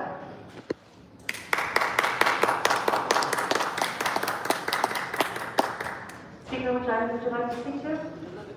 Items 22, 23, 26, 32, and general public comment. You have 2 minutes for the items and 1 minute for general public comment. Thank you. I'll begin with item 22. We are transferring $10,000 in the CD5 portion of the neighborhood service enhancement. What's on the agenda? What's on the agenda? Overtime. I think it's from like 21 or So everyone who lives in the city knows that we are lacking in services. We're lacking in street services. Page 21 or item 21? Lights still out there on forever. Trash fills up, it's there forever. You would think that $10,000 would be better served in CD5 to actually provide the services under neighborhood service enhancement that's going to the police, despite the fact that the police are our biggest budget line item already. Just their operating budget. What did they tell you were off comment about? Because I was, I guess, being general, not talking, but I was talking about money. There's a police warning. I like to start from the back, like, oh, yeah, but here's like, take away funding for services which are lacking and give more to police. Make that make can you put your sense? name in? Yeah, so anything from 18 on, this one, that one on. And there's one about more cops in District 5. Jewish American Heritage Month. Now, I think that Judaism is a beautiful religion. Many friends and loved ones of mine are Jewish. And I think that celebrating Jewish Americans is worthy. I just wonder if while we're staring down the barrel of CD5. $25,000 makes sense for that. I was looking at council files for other Heritage Month recognition, and a lot of them are near $438 to light up City Hall. Like Muslim Heritage Month, for example, did not get $25K. Native American Heritage Month, just $438 to light up City Hall. Now, on the other side of that, Asian Pacific American So I could do 19, because I could make something out of this. Street lighting, I could find a way to tie that in. What we're spending, but I think that we need to cut back on these extras. Funding for additional police services in CD5. So I could do 19, 22 in public comment. Item 26 is regarding holding Friday meeting, March 28th at Van Nuys City Hall. This is great for me because I live in the valley, but it makes it less accessible for many LA residents. And it's not a substitute for what you should be doing anyway, which you have the capacity to do, which is have remote telephone public comment option. Councilmember Raman's representative tried to give me that as a I could do consolation. 27. When I asked her about phone and comment, she says, we're holding one meeting a month on Van Nuys. And that's fine for the items on that meeting, but that's really not a substitute for the better accessibility of being able to call in would be. And 32 is a 4118 expansion, and we better see a no vote from Nithya Raman on this. She has recently voted yes on a 4118 motion, but then her rep said that was a mistake, that she had left the meeting but was marked as yes. So I hope that doesn't happen again today. They said, now watch what she says, your speech has to be valuable. If it's political, and certain words are criminal. If I call you a name, and you find it unacceptable, not respectable, would you consider me ejectable? Mark, we said that language would get you hurt. If said outside, Damn it. words, is he threatening to throw hands? But they don't pay attention anyway. Is it different if I say that I'll see you next Tuesday? Don't forget to follow at Request to Speak on YouTube. Shout out to Look and Scan and the Journalist Favorite Council of Hosting and Government Affairs Committee meeting. This evening on Zoom, we'll be discussing WASA and communications for CP4. I'd love to see you all there. I'd like to call up anyone. Harriet Elliott. Did you sign William up? Yeah. I think he just said my name. Yeah. You have to go over there. What time would you like to speak to? I'm here from. Hey, how are you? Hey, what's going on, brother? Good morning. I'm Daphne Bradford. I came before you today with a message to Council Member Frank Price, Council President Mark Cleese, Eric Dawson. This is the last week of my 99-year-old grandmother's exhibit, Space Shuttle Envelopes and Afterlife of SOC at the Columbia Memorial Space Center in Downey, California. The exhibit has been up since Black History Month. My grandmother was born before Dr. Martin Luther King began working for NASA at Roswell International 4 months after the federal government opened NASA, and she played a critical role in being the first man on the moon. It is a shame that not one of you have supported the 3 generations of the historical space, science, technology, engineering, and arts and math legacy that our family has established. Council President Eric Dawson, you can change this. Whom do I contact in your office? That's it.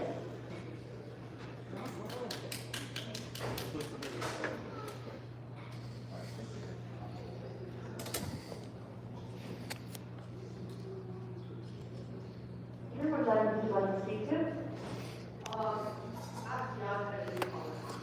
Okay, you have 1 minute.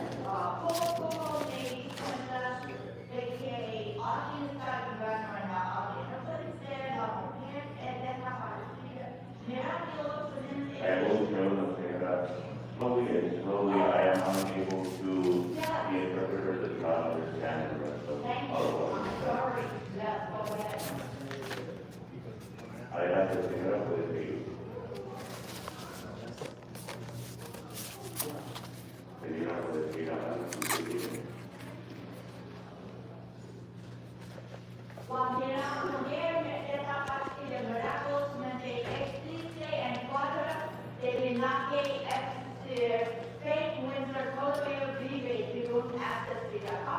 Well, the woman miraculously has disappeared and I cannot find her. The interpreter is unable to understand the rest of what the song is. I'm going to do 19.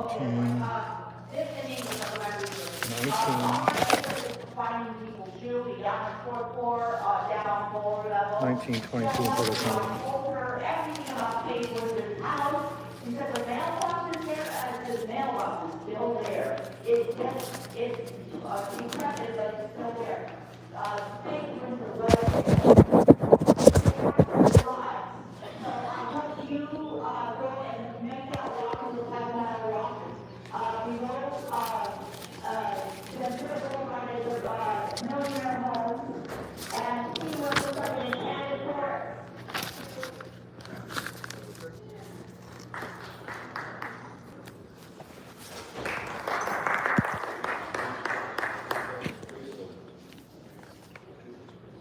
items would you like to speak to? I'd like to speak to 1922 in public comment. You'll have 2 minutes for the items and 1 minute for general public comment. All right, so we're here talking about street lighting services increases. This is after last year, you guys, to give that LAPD $126 million increase, decreased funding in street lighting by $5.3 million. Somehow that was a priority. Now, I was just over at the LAPD Commission. They said that crime is down. Crime is down month over month, year over year, year over year, every year since COVID. But yet you increased the funding and cut street lighting. Street lighting, which, you know, I gotta tell you something. You go to South Central, go ride down the streets at night. Go down any major street. Go down Western. Go down Normandy. Go down Hoover. You know what you're gonna see? Dark streets. And when you have dark streets, what's that gonna breed? It's gonna breed crime. So you have dark streets breeding crime. You say, you know what? We gotta fix this. We need more police funding. So you end up in that death spiral because you refuse to fully fund services. Now I see in CD5 you guys want to increase police funding again. Again, like I just said, you increased police funding by $126 million last year while you cut the fire department by 18 and cut street services by 22 and cut sanitation by 20. And then you're going to ask for additional funding for policing. Outside of what they already have, outside of the fact that they've already overspent by 100 and something million, outside of the fact that their liabilities are pushing between 100 and 200 million, as Hugo over there, who did vote for the police budget 2 years ago. These are your priorities. As far as public comment, I gotta tell you guys really fucked up the budget. We are $1 billion in the hole. It's because of you. It is not outside forces that caused these problems. You guys did it. Kenneth Mejia warned every single one of you every step of the way, and you disregarded him. You said, the mayor said that it was theatrical exaggerations, his projections, and he was dead on. So shame on all of you who sat there and voted for these bullshit budgets. 3 of you get a pass. Eunices, Nithya, and that piece of crap, Hugo. You get a pass. The rest of you voted for that shit. And now we are in crisis. 18 months ago, we had record general fund reserves. Now we are in fiscal emergency. 18 months later. Great job, all of you. You guys have run this city into the fucking ground.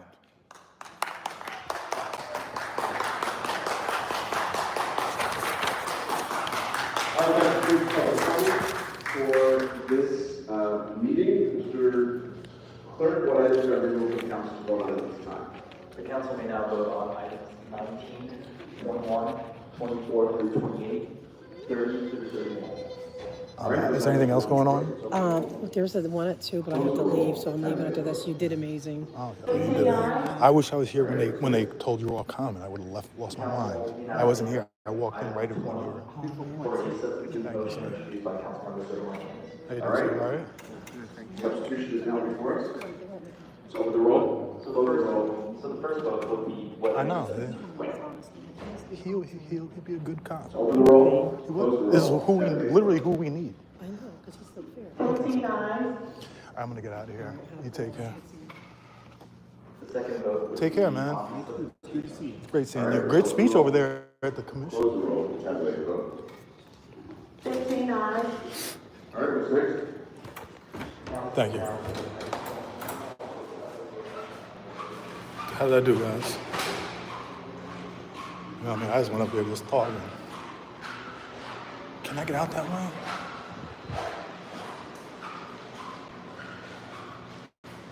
You used to be able to alarm.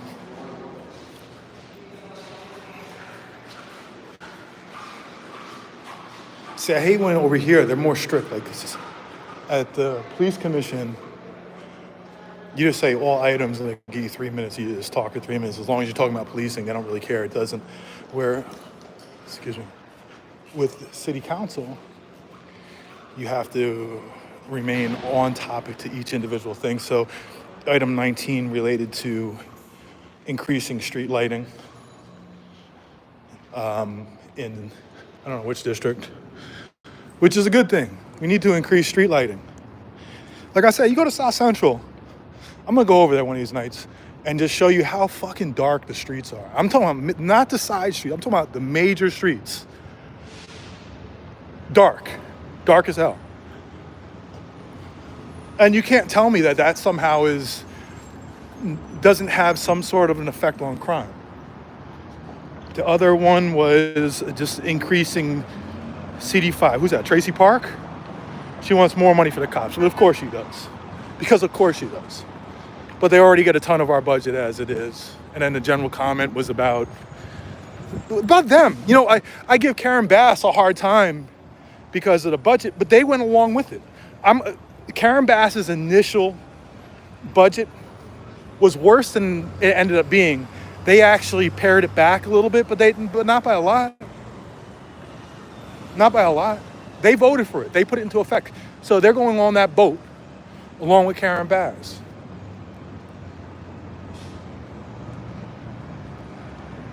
When I left out this morning, it was so cold. It was nice as hell now.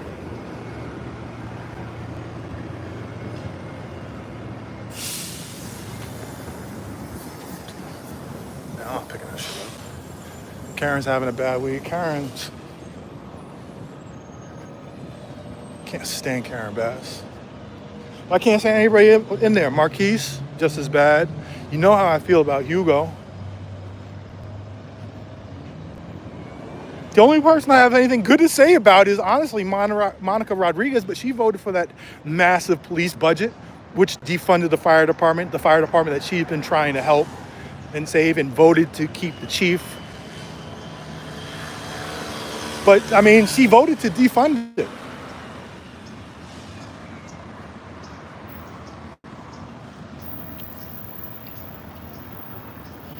I'm mad about the commission meeting. This stuff I just want to talk about, I didn't get a chance to talk about.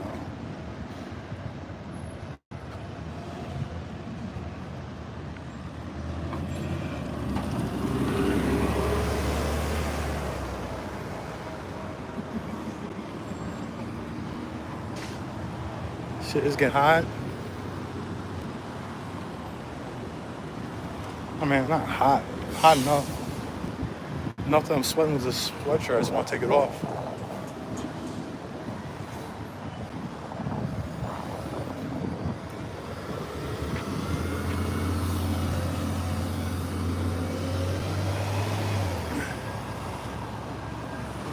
Yeah, Karen's just looking for a handout to patch up her mess, but we're still going to have the fundamental mess. We just asked for more money from the state to cover up her deficit.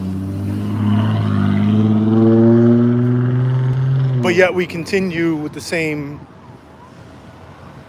spending on the same stuff. We're going to end up in the same place again next year.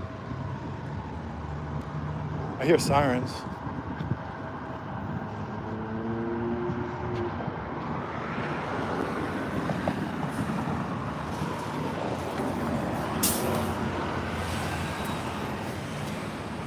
The old LA Times building. I wonder what they do with it now.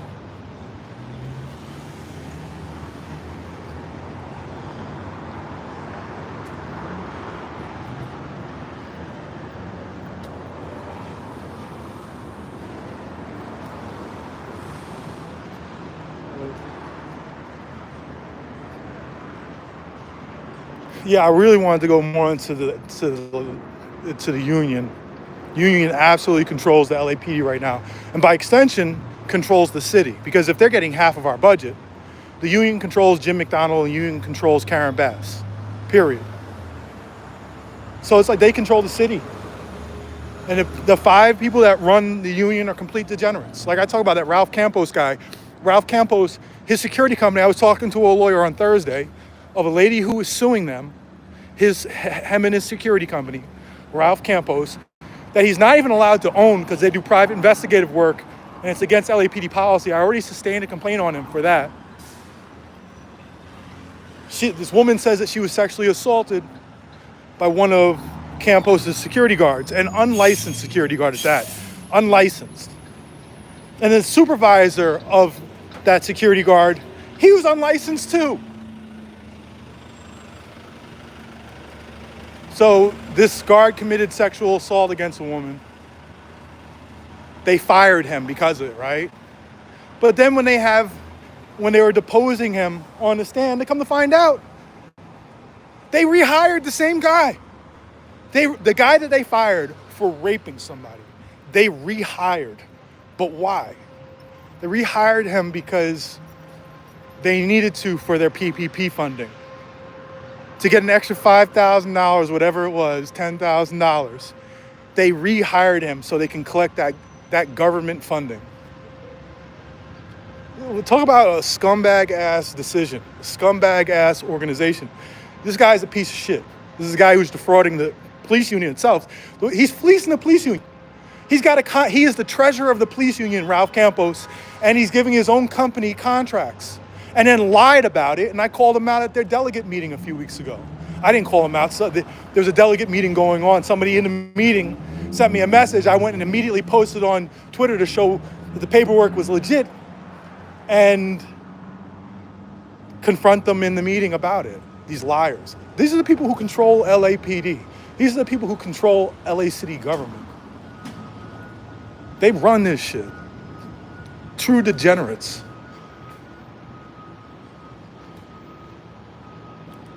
Anyway, I'm just ranting now.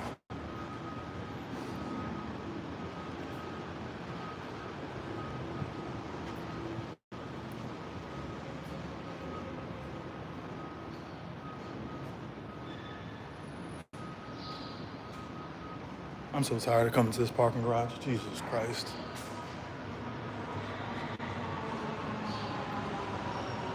Half the time, I just ruled. Half the time, the elevators don't even fucking work.